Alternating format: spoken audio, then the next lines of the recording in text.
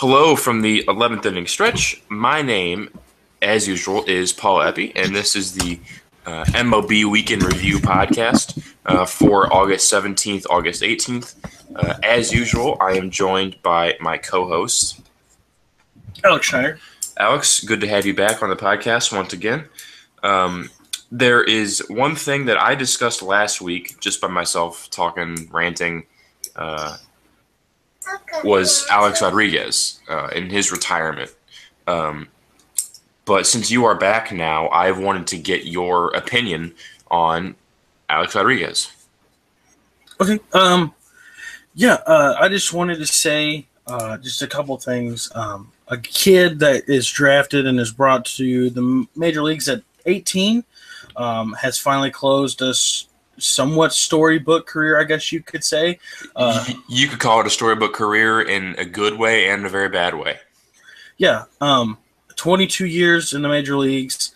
Played his last game last Friday. A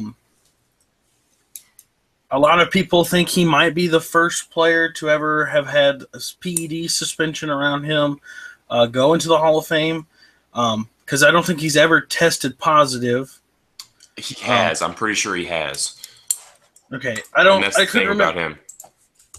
I couldn't remember if he had tested positive or if they just assumed that he had taken them and suspended him.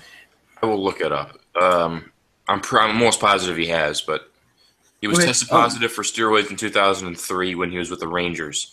And that year, he won the AL home run title and the MVP award. Okay, so in 2003, what about his latest suspension, the 162? Yeah, there was that too. I think for that he manipulated some drug tests, so I guess he still took them technically. All right, no, here we go. He admitted to using PEDs from late 2010 to October 2012. Okay. And he actively tried to beat the system. Okay, so that's on my bad. Just real quick before I get any deeper into this, just before getting deeper in the podcast, I am watching my girlfriend's 2 kids today, so you probably will hear some kid chatter in the back. I apologize for that, but kind of doing no thing.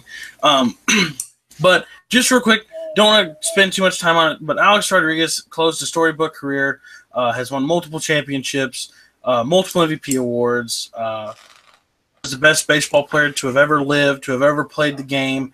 And I think for a short time that was true. I don't think you could argue really too much with that. Right. A lot of things have happened in his career that have proved right and wrong for MLB. Right thing is, if you bring them up at 18, they can perform very, very well. I know a lot of people are skeptical about that. But also when he signed a big contract with the Yankees, that proved that, hey, a lot of these big contracts do not work out, no matter how bad you need them. That is a good point. It seems like that over the past couple of years that there's been a lot of these big contracts, Albert Pujols, Jason Hayward, I could name a million of them. But it seems like he was the first one that sort of proved to be a bust. Yeah, He set the trend. Yeah, here's the thing though: is I don't think that his entire contract was a bust, though. I don't think it was a bust, but it wasn't. Definitely the back half. The back half was pretty bad. And like I stated earlier, the best thing that the Yankees could do was get rid of him, release him, because he's not going to help them at all. No. And that's what they did. They released him basically. He's going to stay with the team in an office for him, and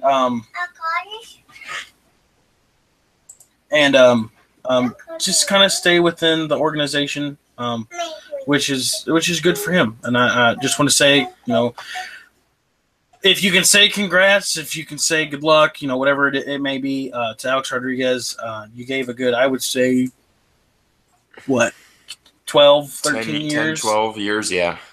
Yeah, something like that, and then the rest of it was kind of a big scheme. So that's all I really wanted to touch on it.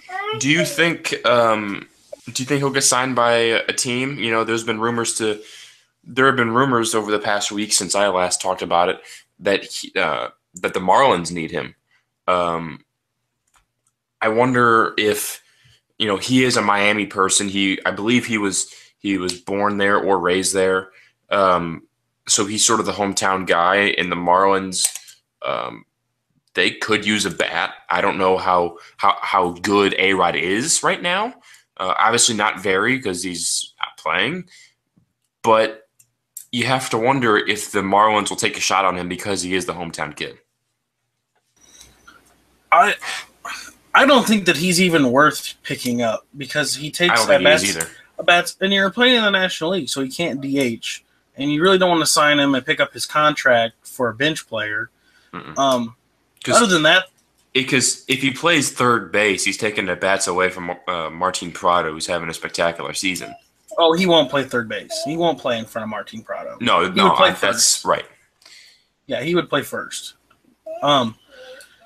The thing is on that is I don't think that it's too much of the Marlins have a decision to make. It's Alex Rodriguez's decision whether he wants to play, and he has come out and has said verbally many, many times that he doesn't want to play for any other team the rest of the season. So I don't think that he'll play this season. I don't think he will either, but it also wouldn't surprise me because the Marlins are that sort of team that would go out and purchase a contract like his. A couple of years ago, they tried to make big signings and sign all these older-ish guys, like Mark Burley. He was one of them. There were a few more in there, and it just sort of seemed like the franchise where they would go out on a limb and go ahead and sign them and just put butts in the seats. But I don't know.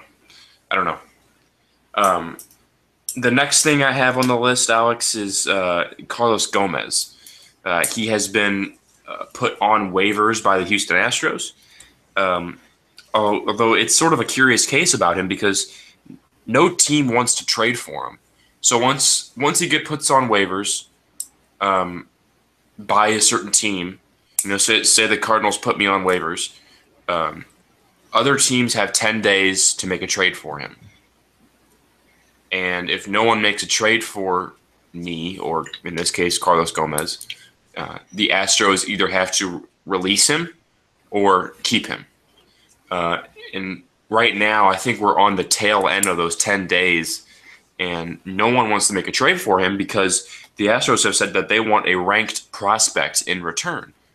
Well, no one in their right mind is ever going to pay a ranked prospect because Carlos Gomez is having an absolutely horrendous season, and no one would ever want to pay for that. With a prospect because Carlos Gomez is, in essence, a short-term rental. I wouldn't be giving up a ranked prospect for him. I don't think that that's what they're going to get for him. I don't think they will either. I think the Astros would be better off just straight up releasing him. No, not even that. You can trade him, but don't be picky on what you're getting from him. Like that's what you can think of it this way. You can either trade him for not a ranked prospect, but get somebody back that may or may not be a big name. You can run that chance, but you're getting somebody back, or you can release him and not get anything for him.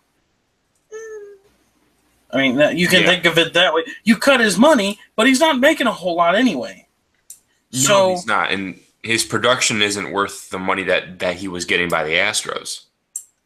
Exactly. So I don't think that I think they need to reevaluate what they're wanting to get for him and get somebody out of it. I think that you are better getting somebody rather than nobody, and that's a good point. Is at this point, no one's going to trade a ranked prospect for him, so just get whatever you can. Otherwise, you're going to end up having to keep him, and they don't want to keep him, obviously, because they wouldn't have put him on waivers in the first place. And they don't want to just let him go because then they're not getting anything in return. Yeah, exactly. You got to trade him, but you got to reevaluate what you're wanting to trade for him. Yeah. Right. Yeah, they better do some serious thinking before, but yeah, I think that you have to kind of reevaluate the trade, and I think that there are teams that want him and need him. Cardinals being one, Marlins being one. There's been a couple other people. I mean, even the Red Sox might be interested in him. They need a left fielder. So there are teams that need him. They are just not willing to give up And I don't blame the him. prospect for it. I don't blame him. Speaking of teams that want him, where do you think he will go? I think Miami. I think Miami too because of Stanton. Not just because of Stanton. I just think that Miami just needs him overall. I think he can add a lot of swag or flavor or whatever you want to call it to the team, and give him kind of a little extra push. He basically is like a Yasiel Puig, but Puig does it in a bad way, and I think Carlos Gomez does it in a good way. Yeah, being a Cardinal fan, I don't like it when he plays the Cardinals and swings so hard that his helmet flies off. And he breaks his bat when he swings and misses, yeah. Although it is kind of fun to watch. It's fun to watch, but you got to think, too, about it that he doesn't even swing that hard when he hits a home run, because when he hits a home run, his helmet doesn't fly off. Exactly. But the part that I do like is that he's finally being able to play the way he wants to play. He wants to play hard, and he wants to play with a lot of attitude, a lot of charisma, and that's the way you should play this game. You should play it to where it's fun, and he's not letting anybody stop him, and I commend him for that. I think that if he came to the Cardinals, he might add some of that charisma and swag that I was talking about before. The problem is he's kind of ruined some friendships with the way that he does play. And I don't know if the Cardinals are willing, because he may not play the Cardinal way. The Cardinals seem too good to sign him, honestly. They have a right to be. I mean, they're on their way to take 2 from the Astros right now. The offense is booming. I don't remember who was playing left field today. Actually, it was Hazelbaker was playing left field, and he hit a home run. So he's making production. So I don't think that the Cardinals technically do really need him. I think he's a good piece. But I wouldn't mind seeing Jeremy Hazelbaker out there starting for the rest of the year and seeing what he can do. I'm not sure Gomez is all that much better than Hazelbaker right now, at least this season. Gomez is continually hurt. And when he hasn't been hurt, his production has been bad. I'm not sure if that's a product of injury or just a natural consequence of him getting older or what. But ever since he came to the Astros, he last season, I believe, or 2 seasons ago, one of the two, he has been pretty irrelevant, to be honest with you. He has not been good with the Astros as he was with the Brewers. And I'm not so sure he's better than Hazelbaker right now. Yeah, I mean, I couldn't agree with you more. I think a change of scenery is what he needs, and I think he needs to be in a for sure pennant race. I think if he goes into the Marlins and can perform there, I think that they're going to love him there, and I think that the Marlins and the Astros need to start talking and pull the string on something if they want the deal to get done. Otherwise, he's going to either end up staying with the Astros or be released, and the Astros aren't going to get nothing for him. And they don't want either of those, right? Exactly. And the reason I say the Marlins, too, is because the Marlins have had a ton of chatter surrounding Carlos Gomez because Carlos Gomez would benefit tremendously from having Barry Bonds as his hitting coach. That's true. But real quick, I have nothing else to say on that. No, I don't either. It's pretty much a cut and dry kind of thing that's going on right now. But speaking of prospects, with the Carlos Gomez thing, you told me, and I actually saw it yesterday, but Dansby Swanson from the Braves has been called up. Get your thoughts on that real quick about calling him up so soon. Yeah, I mean, if you're the Braves, there's pros and cons to it. There's a pro in a sense that there's a person to watch because there's not anybody on that team that's really watchable right now. But I think it's also a con because I feel like you're bringing him up a bit early. He was just drafted in, I believe, 2015. Am I wrong? And I don't know his production. I haven't watched any of his minor league games. I don't know his stats, to be honest with you. But you just don't see people coming up that quickly. And I feel like the Braves could be doing it more for notoriety and attention and getting their names in the news more than a pure baseball decision. He's going to help us right now.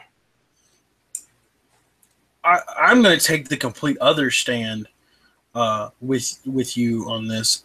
I think that he's going to be great. No, I'm not saying he won't be great. I'm saying great now. I'm telling you right now. I think he's going to be a very productive player for the Braves. I don't know. Here's the thing: you have to, if you're talking about the Braves, you can't view productivity as somebody who was like Bryce Harper at 18 because the teams are different. Mm-hmm. I think I think the Dansby Swanson's going to come up. He's going to hit. He's probably going to steal bases. He is by far a plus defender. Mm-hmm. I think that those three things are going to give him enough productivity that he's going to be a good piece for this Atlanta Braves team moving forward. Right, of course. I have a close friend of mine who is a Braves fan, and he's talking about how he thinks next year when they go into the new stadium, they're going to have a different third baseman altogether. They're going to have a different second or shortstop because apparently there's another guy in AAA, another shortstop who's or second baseman who's really good. And you're going to have Freddie Freeman at first if they don't decide to trade him. I think he said there's also a really good first baseman down the minor leagues. So I think that this is a move in the right direction. I think that the front office has a plan for what they're wanting to do. But I can also see what you're saying, giving them something, a little taste of the future, because they're moving into that new stadium next year. So seeing Dansby Swanson for the last month and a half of the regular season could get them excited for the next season. Exactly. If you see Dansby Swanson come out hitting, playing defense, stealing bases, hitting some home runs, then you're going to want to come back and you're going to want to watch Dansby Swanson play in that new stadium. I think he's going to be awesome. I'm hoping that I get to see him on TV here in the next couple days. I don't have that MLB package. I just have the Cardinals and the MLB Network and ESPN. So I'm hoping that I get to watch him because I think that would be awesome to see. I pulled up his stats. For Double-A Mississippi, he is this year he's played in High A and Double-A. And he has 8 home runs, and this is with Double-A. He has 8 home runs, 45 RBIs, a 261 batting average, 342 OBP, 71 strikeouts, and 6 stolen bases.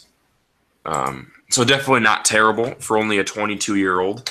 I'm not saying that he won't be good. I think he's going to be a cornerstone of that team moving forward.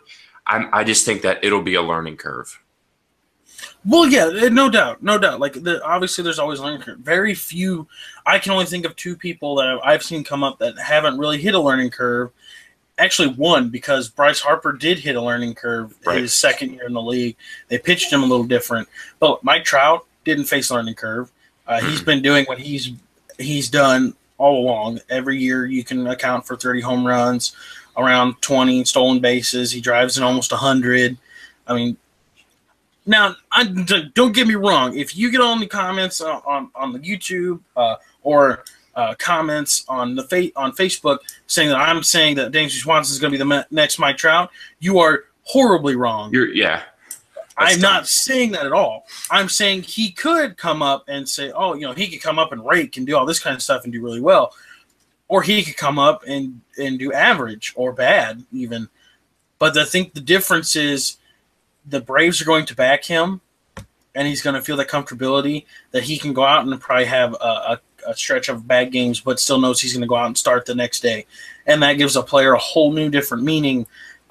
You're going to be more relaxed in the box. You're going to be more relaxed in the field, knowing that no matter what you do that game, you're starting the next game. So I think he's going to be great, and like you said, a cornerstone in that team. I completely agree. It'll be fun to watch either way. I think he'll hit a bit of a wall because he's jumping from Double-A to the big leagues. But I'm more interested, honestly, to see him with the glove because, as you said, he's at the very least a very good defender. And you have to think maybe his defense will be sort of like maybe Aledmus Diaz sort of hit a wall at first, and then once he picks it up, it's going to be fun to watch him. Yeah. So we'll see. Good luck to him. I hope the Braves can figure out whatever in the hell they're trying to do, because they need to get out of this gutter because it's kind of embarrassing. Anyway, Alex, that's all I have. This is a fairly short podcast. This is one of our shorter ones. I actually have one more quick thing. Actually, I just thought of it real quick. So as you all know, the Texas Rangers went out in the trade deadline and made a boatload of moves. Traded for Carlos Beltran to be their DH since Prince Fielder was hurt. Traded for Luke Roy for a top catcher. But if you haven't heard, the person taking Carlos Beltran, the person's position he's taking over, Prince Fielder as the DH. Prince Fielder has been declared by doctors that he can no longer participate in Major League Baseball.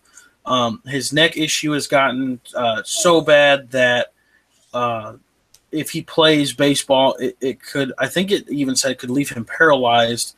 I believe it's something really drastic, and the doctors have told him that he is no longer cleared to play baseball. But he's not retiring, which is weird. He's not. I could have sworn he is. Maybe he's. I know he's still getting paid because he's not. He's getting paid because of the injury. It's not like he's leaving on his own will. It's like, if I leave a company, I'm not gonna continue to collect paychecks from them. But I am, in Prince's case, physically unable to play. That's not necessarily my fault. So he's actually still collecting paychecks. I don't know. I couldn't remember what it was because I think he's retiring, but like you said, it's not by his choice. ESPN, I get ESPN alerts. If you don't have the app, get it because it's great. But I think it first came out that said, hey, Prince Fielder is retiring due to a neck injury. And then I think the next one said, he's not retiring. He's being forced out of baseball due to the injury. So I think it's like you said, it's not under his own will. It's kind of he has no other option, and the doctors have not cleared him for that. Mm-hmm. So if you guys have been Cardinal fans for a long time, which I'm sure a lot of you have, you guys remember Prince Fielder from the good Milwaukee days a couple years ago. The big chunky guy running around the bases, playing 100 that harder than anybody I've ever seen. Yeah, he plays 162. He played 162 games, no matter his weight. Actually, I found out that his first career home run was an inside the park home run. Wow. So if you guys do remember him, he has officially been forced out of baseball due to an injury. I do wish him the best of luck with that injury. I completely understand.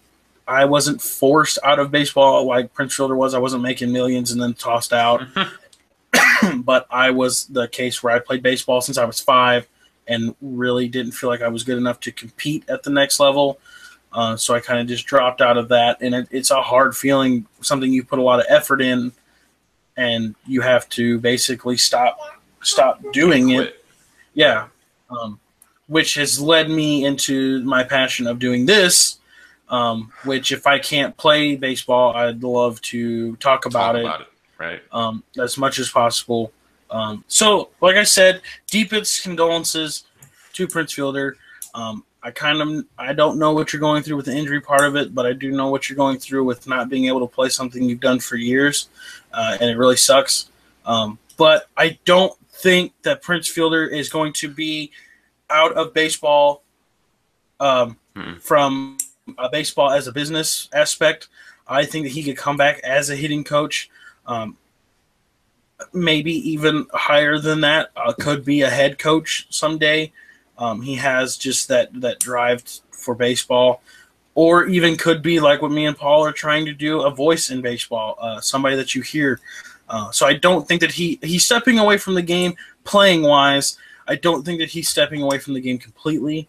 But it just sucks seeing a good guy like Prince Fielder pushed out like he was good guys seem to get screwed over, and it really sucks. And like you said, he's just a really good guy too. He was never one of the complete airheads in the game. He was always very respectful of his opponents of the game, and very kind to everybody. Even though it looks like he completely murdered baseballs when he swinged. Yeah, and he could. There was one time that he could have come off as a complete jerk when he was getting his deal with the Detroit Tigers, because he wanted a max contract and he felt like he deserved that contract, and everybody who had a brain thought that he deserved that contract. And I didn't feel bad that, I didn't feel angry at him at all for wanting that contract. I mean, he put up some great numbers on a bad team in Milwaukee and deserved the numbers. I think that the trade that Detroit made to send him to Texas was a great one for him in his career, to go to a team that didn't have so many high expectations like Detroit did with Miguel Cabrera. And I think that he fit in a lot better in Texas than he did in Detroit. But the other person that traded, Ian Kinsler, was very salty about being dealt. But it kind of worked out for the end, because now Ian Kinsler's a stud for Detroit, and they have Rougned Odor, which everybody knows Rougned Odor. But I don't really have anything else to say on that. I can't wait to see him back in baseball. I think that he'll be a great hitting coach, a base coach, a coach in general, whatever he wants to do, a voice in baseball. Absolutely. He basically can decide what he wants to do. I could see him going back to Texas as a hitting coach. He loves that organization and clearly stated that in his press conference. But, yeah, so we've had two players leave baseball here in the last 2 weeks. Two monumental players in the game leave in the last 2 weeks, and Alex Rodriguez and Prince Fielder both kind of left in different ways. Alex Rodriguez kind of sucked, so he kind of was just released, and Prince Fielder injury issue was abrupt. Yeah. So, yeah, I mean, that could catch you guys up from the latest news and stories that have been around the league. Those little voices in the background. And I am officially back to do these videos with Paul. Vacation is over. So we are getting ready to start school up again, actually this upcoming Monday. So these videos will keep continuing. And just real quick, just to keep you updated on the channel and what our future is holding for this. As you know, baseball is winding down. The regular season is about over. Playoffs are going to be starting here soon. But me and Paul have talked about it a little bit and have plans on keeping some videos going in the off season, maybe once a week, or something major happens twice a week. Haven't really filed out all those details yet, but they are in talks. We don't just want to quit the channel when the baseball season's over and then pick it back up. As you do know, news does happen in the off season. It isn't just quiet. And even if the Cardinals aren't in the playoffs, hopefully they are, knock on wood. But even if they aren't, we're going to continue to do hopefully some previews. I wouldn't mind doing a preview for each series. So that I don't know how many videos that would be. Maybe just one ALDS and one NLDS and et cetera, et cetera. But we will for sure be doing some playoff programming. Off season, we'll probably come back a couple times a month. So yeah, this is not going to be over come September 30th or August 2nd or whenever the season ends. Exactly. And with the games being a higher, what am I trying to say here? Makes it, higher importance, stuff like that. Like in the World Series, the games are usually kind of spread out, so you might be able to catch more previews of rather than the series, more of the game. Sure. Because those do matter. But other than that, just kind of keep you guys updated with that. You guys are really awesome, and we appreciate you guys that keep commenting on the Facebook page side. I see those all the time. I don't check the Twitter. Paul does that. But I I can't thank you guys enough. This is really great. Me and Paul, actually, real quick, another thing that just hit my mind. Me and Paul are talking about getting together and doing a podcast live together in person rather than being in 2 different locations through the laptop. We've talked about that. We wanted to do it for a very long time. Just schedules kind of conflicted and all that kind of stuff. But we are wanting to do one of those. We really haven't figured out how to do the live stuff yet. We really don't have enough people to do a live thing quite yet, I think. But we are wanting to do that. So keep your eyes peeled for that, actually. But other than that, I have nothing else for this video. Paul, I think you're actually starting to get a little staticky, so I just kind of keep the video rolling. But he obviously gives the thumbs up and the approval that he's done. So for the 11 Minute Stretch, my name is Alex Schneider, and always a good friend, Paul Eppy on the other side. Thank you guys very much for this, and we will see you guys next week.